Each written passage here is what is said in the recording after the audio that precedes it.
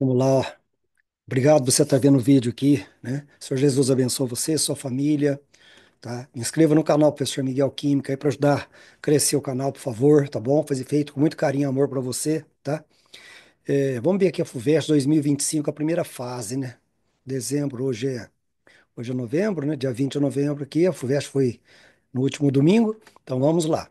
Então, a FUVEST desse ano, pessoal, ele ficou semelhante a 2024, uma prova mais ou menos humana, igual a da Unesp, tá? Até que enfim, né? Tá bom? Então é isso daí. Então vamos tocar aqui. Eu classifiquei com duas questões um pouco difíceis aqui, tá certo? Que dá um pouco de trabalho para o aluno, né?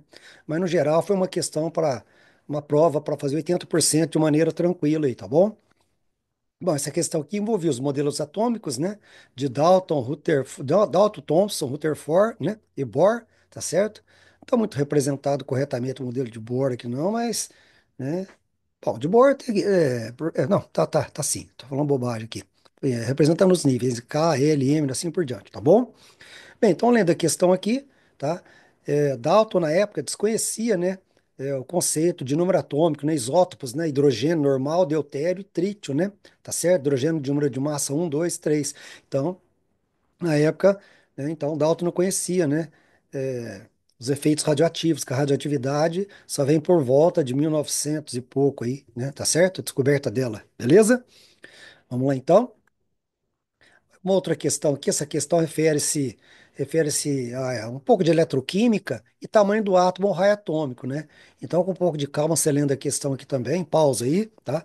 Você chegar à conclusão, né, de que o sódio é um pouco maior, no raio atômico do sódio é um pouco maior, né? E a massa dele sendo maior também um pouquinho, tá certo? Então, essa dá a alternativa aqui, né? Então, respondendo aqui a questão que falava, né? É correto afirmar, né, que a densidade de energia de uma bateria de íon sódio, né, ela é um pouco inferior a de menor do que uma bateria de lítio, né, pois o Na tem maior massa, né, e maior raio atômico, igual eu coloquei na tabela aqui. Bora? Beleza. Bom, uma outra questão aqui, né, pessoal, a de obtenção do sal, né? Aqui é uma questão tranquila, né? Que você lendo aqui seria até por exclusão se sairia até bem pela questão, né? Que o sal utilizado no Brasil, né, quase todo ele é proveniente do oceano, das salinas, né? Tá bom? Vamos tocar? Bem, aqui outra questão. Ixi, eu coloquei a obtenção do sal de novo aqui. Não, não, não. Esse aqui não é não. Esse aqui é é uma questão que envolve. Obtenção de sal? Não, não. É uma questão que envolve um pouco de conhecimento geral, né? De química geral, tá certo? Uma questão fácil também que é falar. Aqui não é obtenção do sal, não, viu, gente? Obtenção do sal é o anterior, tá? Muito obrigado. Então aqui falava aqui né? A partir das informações ensinadas. Não precisa nem ler muito texto aqui, né? Você tendo conhecimento aqui de solubilidade, tá certo? E você já resolveu essa questão, tá? Os sais de sódio mencionados são hidrófilos e repelem água. Não, se são hidrófilos, não repelem água, né? Propanona e hexano são álcoois. Não, propanona é cetona, né, pessoal? Hexano é hidrocarboneto. Assim como o betume ou óleo de cedro, qualquer outro composto orgânico serviria como impermeabilizante. Todo sal iônico poderia ser utilizado de substituição aos sais de sódio mencionados. A impermeabilidade conferida pelas resinas se deve às suas características apolares ou muito pouco polares. Então, você lendo aí com uma certa calma, né? Você chegar no conceito sobre solubilidade, né? Que semelhante dissolve melhor, né? Semelhante dissolve melhor em semelhante, né? Polar dissolve melhor em polar e apolar dissolve melhor em apolar, beleza? Bom, vamos lá. Aqui é uma questão de termoquímica, né, pessoal? Que você, lendo com cuidado aqui, você ia chegar aqui à conclusão que falava aqui, ó, choque mecânico, né, nesse reservatório perturba a solução supersaturada que leva à precipitação do sal, resultando no seu aquecimento. Então, se liberou calor, calor para fora é exotérmico, né? E aqui no caso, ó, e depois com o uso do aquecedor, vai ser regenerado por imersão em água. Então, vai absorver calor, processo endotérmico. Então, aqui estava bem tranquilo, né? Tá joia? Então, a precipitação do acetato exotérmico, como mostrou aqui, e a solubilização endotérmica. Questão bem fácil aqui, né, gente? Como é que você foi aí? Tá? Agora aqui uma questão, né? Uma questão relativamente fácil, mas tinha contas, viu, pessoal? Falou que o KPS do equilíbrio, né? KPS do sulfato de chumbo é 1 vezes 10 a menos 8, né? E falou que a concentração máxima de chumbo, né? Nessa água potável é de 10 a menos 2, 0,01 miligramas por litro. Então, o que que você podia fazer aqui? Resolução clássica, né? Você escreve a equação de solubilidade, não precisa nem fazer de cabeça aqui, ó, 10 a menos 8, como são dois íons, vai dar x ao quadrado, né? X ao quadrado, né? 1 vezes 10 a menos 8 é a constante de solubilidade, igual a x ao quadrado. X pra você achar aqui. Então dá 10 a menos 4, que são dois íons aqui, tá bom? Então 10 a menos 4 mol por litro aí. Aí o que que você faria? Faria uma transformação, para você trabalhar em miligramas, de acordo com as alternativas aqui, tá bom? Aí 1 mol de chumbo, 207 gramas, né? E você passa ao miligramas, que é mais fácil. 1 grama tem 1000 miligramas, então 207 gramas vai ter 207 vezes 10 a terceira miligramas, né, pessoal? Tá joia? 1 grama é mil miligramas, né? Então, 207 vezes 10 é a terceira miligramas. E aí fica tranquilo. Aí, 10 a menos 4 mol que você achou aqui, quantos miligramas vão ter? Aí você trabalha com potência de 10, né? Dá 207 vezes 10 a menos 1, fazendo a conta aqui, né? Tá bom? Você diminui o número, aumenta o expoente, 20,7 vezes 10 a zero, diminui mais o número, aumenta o expoente, 2,07 vezes 10 elevado a 1. Então, então a concentração não é segura, tá? Pois a concentração de Pb na água será de 2 vezes 10, né? De 2,7 vezes 10 elevado a 1, né? Que é maior do que o valor permitido. Tá joia? Então, eu acho que deu para ir bem aí, né, pessoal? Tá?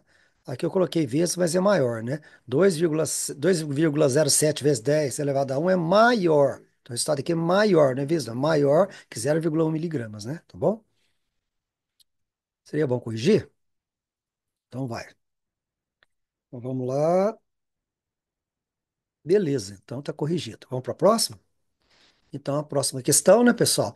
Uma questão de oxidação aqui que era tranquila, né? Essa questão aqui, ela fala as massas de duas barras de ferro, uma de aço inoxidável. Se é inoxidável, não vai oxidar, né? Tá certo? Então, vai lá. Aí falou que em presença de oxigênio foram monitorados aí. E quer saber a variação das massas em função do tempo, né? Então, uma barra de ferro, então, tá? Vai reagir com oxigênio e vai aumentar de massa, né? Então, pode ser esse ou esse, tá? Mas como a outra é inoxidável, não vai oxidar, vai permanecer constante. Então esse aqui já não pode, certo? Esse aqui já não pode, que diminui, então vai ser a letra D. Então é uma questão bastante tranquila aí, não sei o que você achou, né, pessoal? Fala aí, tranquilo? Vamos mais uma? Questão de biocombustível aqui, né, pessoal? Uma questão um pouco chatinha, né? Considerei de média para fácil aí, mas uma questão que você tinha que ler com bem calma aqui, né? Vamos fazer ela devagar aqui. Então você tinha aqui a captura de CO2 da atmosfera, né? Primeiro você captura ele com a solução de NaOH, né? Depois forma o sal, e esse sal se reage com hidrogênio, tá? E forma CH4, beleza? Aí falava aqui, vamos lá. Com base nas alternativas, o catalisador participa da reação de produção do metano e se decompõe. Imagina, catalisador não é consumido, né, pessoal? Só acelera a reação, faz a reação ser mais rápida, beleza? Continuando, a combustão do CH4 emite CO2. Não emite CO2, nossa, já está errado, né? Combustão, toda combustão ele emite, né? Se for completa, CO2 mais água, né? Então, no caso, está se referindo a completa aqui. A proposta não representa uma matriz energética limpa, pois a combustão completa de um mol de CH4 emite mais CO2. Não. Se você escrever um mol de metano CH4, vai liberar um mol de CO2. Só escrever a equação, não tem erro aí, equação de combustão, tá bom? Beleza. A retirada de CO2 da atmosfera seria maior se a proposta de usar uma matriz energética limpa se resumisse unicamente em utilizar o H2 como combustível.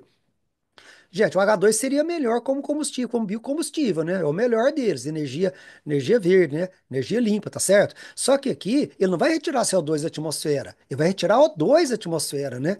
Então, se eu usar H2, ele vai reagir com O2 da atmosfera, não retira, não vai retirar O2, tá? A concentração de CO2 vai permanecer lá, tá bom? Beleza?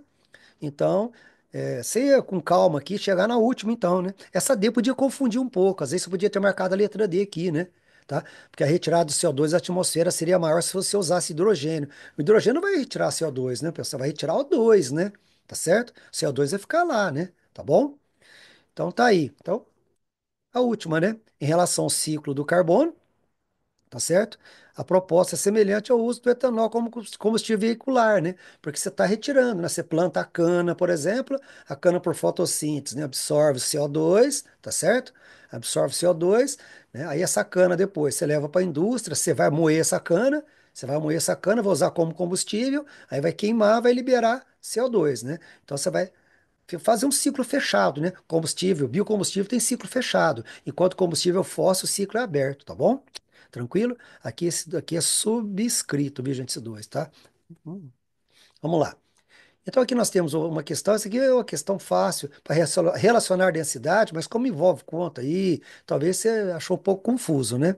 Então exercício, vamos lá, o exercício fala o seguinte, ó, que em relação às massas aqui, né? 16 gramas de metano, que o carbono é o carbono é 12, H1 dá 16, 4 com 16. Aqui o O, 16 vezes 2, 32, vezes 2, 32.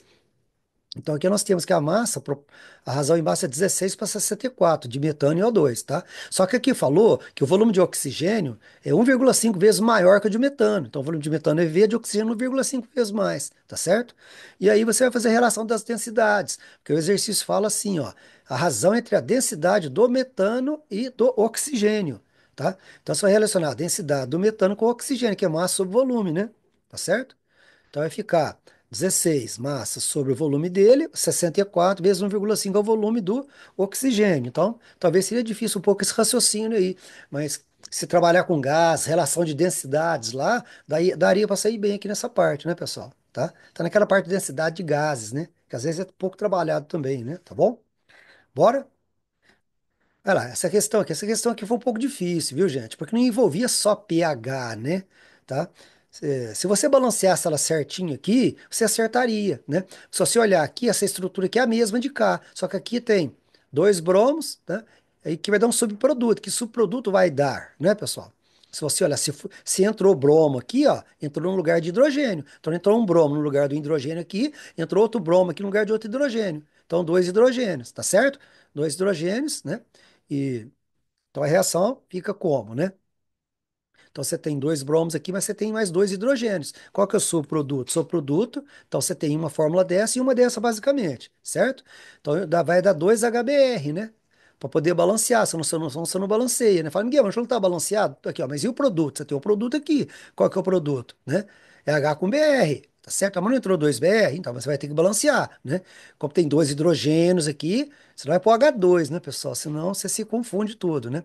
Então, o subproduto aqui, tá? É um Br com H, né? Tá certo? Então, 2HBr. E aí, 2Br com 2 aqui, 4, né? E aí você tem que balancear de cá também. 2 vezes 2, 4, e você balanceia. Então já era um pouco chato aqui esse balanceamento. Você correria um risco de colocar H2 aqui com o subproduto, né? Então esse que é o problema, né? Você correria esse risco aí, tá bom? Mas tudo bem, vamos tocar aqui, né? Aí é o seguinte. O mol de sulfo, então, tá certo? Produz 2 mol de HBr aqui, tá bem? Então aí você continua no raciocínio. O pH falou aqui que o pH vai de 5 para 4, de 5 para 4, pH de 5 para 4. Então você sabe que é 10 a menos 5 para 10 a menos 4, até aqui tudo bem, né? Tá certo? Você está acostumado a relacionar isso. O problema era achar essa estequiometria aqui, né?